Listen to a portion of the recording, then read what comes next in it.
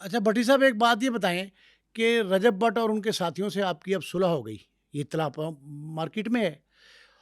और सुलह किन शराइत पे हुई, और क्या बाकायदा वो दोस्ती हो गई है? एक तरफ तो ये, दूसरी तरफ ये है कि लोग ये कह रहे हैं कि ये अपनी टीआरपी बढ़ाने के लिए ना, अपनी रेटिंग बढ़ाने के लिए ये टिकटॉकर आपस में जो है ना दस्तो गिरेबान है, और ये एक मसनूई सी एक हाइप है जो क्रिएट की गई है।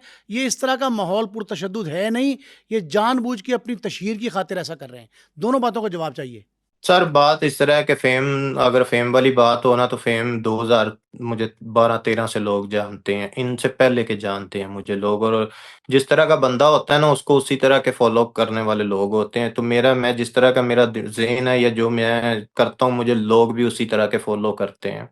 फेम वाला तो कोई इसमें चीज़ ही नहीं है। बाकी जो सुलह वाली बात आ गई है, मेरे कुछ दोस्त थे, उन्होंने बैठ के पहले फ़ोन पे हमारी आपस में दोस्तों की डिस्कस हुई है, उधर उन्होंने उधर बात की, इधर मुझे की। तो उसमें सुलह हुई है, सोशल मीडिया तक जो है कि सुलह वो हुई है, वो चल रही है।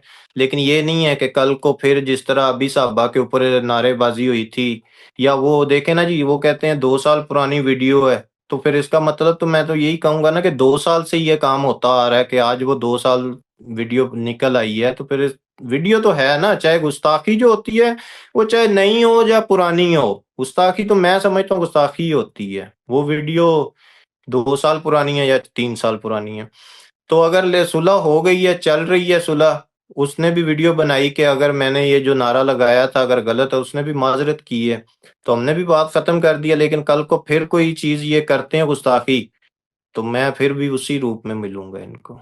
मेरी फिर कोई दोस्ती नहीं रहेगी, कोई सुलह नहीं रहेगी। दोस्ती अब वो वाली तो रही नहीं है ना, जिसके साथ एक दफ़ा खराब हो गई है उसके साथ दोबारा क्या दोस्ती करनी जी, दोबारा उसके साथ। लेकिन अगर कल को फिर ये गुस्ताखी करते हैं, तो फिर वही काम होगा जो कोई कर सकता होगा। भट्टी साहब, एक बात ये बताएं कि ये जो टिकटॉकर्स और ये मीडिया इन्फ्लुएंसर्स जो हैं, उनमें जो जंग या जदल दिखाई दे रहा है, इसका हल क्या है? बाहर भी चले जाते हैं मुल्क से, वहां बैठ के भी वही काम करते हैं। माफ़ी जो है, आप अगर कोने खुदरे में मांग लें और चौराहे में किसी को थप्पड़ मार दें, तो ये काबिल तस्लीम होता है? नहीं जी, मेरे कागतों में या मेरे ज़हन के मुताबिक तो नहीं होता है। जो सोशल मीडिया पे इस टाइम पे आग लगी हुई है ना सर, ये आगे जाके बड़े सारे नुकसान करवाएगी।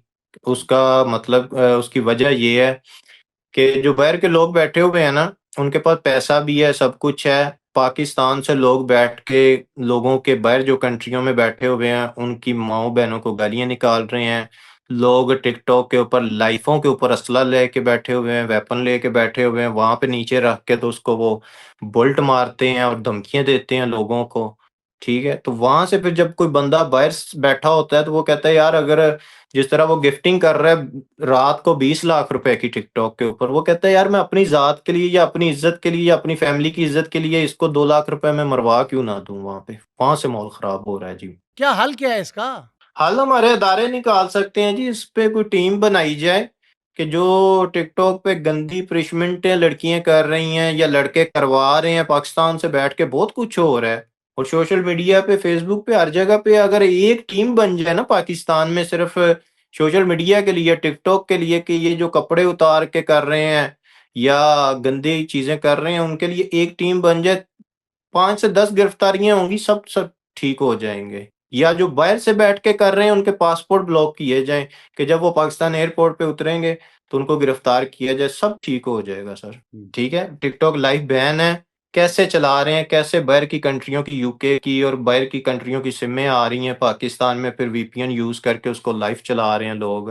तो ये बैन है ना, ये अदारों को हमारे देखना चाहिए कि ये किस तरह वो चीज़ जो एक मुल्क में बैन है, उसको कैसे यूज़ कर रहे हैं पाकिस्तान से बैठ। ये जो टिकटॉक लाइव के ऊपर बैठते हैं टिकटॉकर्स और इन्हें गिफ्टिंग होती है 20-20 लाख की, 50-50 लाख की, ये कौन करता है? किसके पास इतना पैसा है कि इन टिकटॉकर्स को ये गिफ्टिंग करें? क्या ये मनी लॉन्ड्रिंग होती है? सर इसमें काफ़ी सारी चीज़ें होती हैं, कुछ गिफ्टर तो ओरिजिनल होते हैं। जिन लोगों ने तकरीबन देखें कि अभी टिकटॉक आए कुछ साल हुए हैं, जिन लोगों ने 25-25, 30-30 साल बाहर पैसा ही कमाया है ना, उन्होंने पैसे कमाने के अलावा काम ही कुछ नहीं किया है। एक तो वो जो है कि शौक से अपने गिफ्टिंग कर देते हैं, या जो उसको लोग पसंद आ जाते हैं, जिनके साथ उसकी दोस्ती हो जाती, वो कर देते हैं। इसमें और भी बहुत सारी चीज़ें हैं। इसमें यूरोप कंट्रियों के लोग कार्ड भी यूज करते हैं, कार्ड से रिचार्ज करके गिफ्टिंग करके उसको रिवर्स मार लेते हैं, रिवर्स कर लेते हैं, ठीक है, कार्ड के बैंक के ऊपर केस करके बैंक वाले पैसे भी उनको वापस कर देते हैं और आगे टिकटॉक वाला निकाल भी लेता है, होस्ट जो होता है। आधे पैसे जो उनके पास आते हैं, आधे पैसे वो जिसने गिफ्टिंग की होती है उसको मिल जाते हैं वापस, आधे जो होस्ट होता है उसको मिल जाते हैं। दूसरी चीज एक और भी है इसमें टिकटॉक में कि काफी सारा पैसा लोगों के कार्डों में पड़ा होता है जो कि आप सिर्फ ऑनलाइन चीजें बाय कर सकते हैं, ठीक है, उसका कैश नहीं निकलवा सकते हैं या कुछ भी नहीं कर सकते हैं। लोगों के वो दूसरों के कार्ड होते हैं, उनसे रिचार्ज करते हैं, रिचार्ज करके होस्ट के साथ पहले डीलिंग हुई होती है कि भाई आपको मैं इतना मारूंगा, आप इसमें से इतना कमीशन अपना रख लेना, इतना मुझे दे देना, ये भी होता है। लेकिन ये इसमें ओरिजिनल गिफ्टर भी हैं, लोग ओरिजिनल भी हैं जो गिफ्टिंग करते हैं। ये बहुत बड़ी गेम है, ये टिकटॉक जो लाइफ है वो तो बहुत बड़ी गेम हो गई है, अब बहुत बड़ी गेम बन चुकी है सर।